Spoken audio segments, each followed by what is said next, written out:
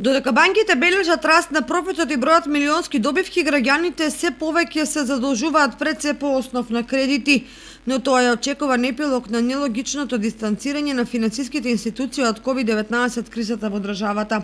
Ланското замрзнување на ратите за отплата на кредитите на 6 месеци, но без замрзнување на каматите, практично им донесе пресметана добивка на банките, бидејќи практично пола година им ја продадоа на сите кредитокорисници како да потпишале по уште еден договор за кредит за тој период.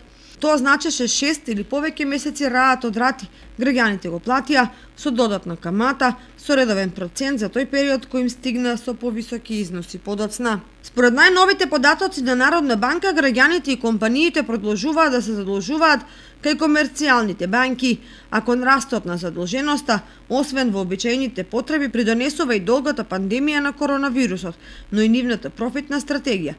Вкупните кредити бележат континуиран месечен раст од околу 1% како резултат на растот на кредитирање на двата сектора, при што поголем придонес има секторот домаќинства. Годишниот раст на вкупните кредити изнесува над 7%, меѓутоа финансиските експерти сметаат дека доправа се очекува уште поголем раст.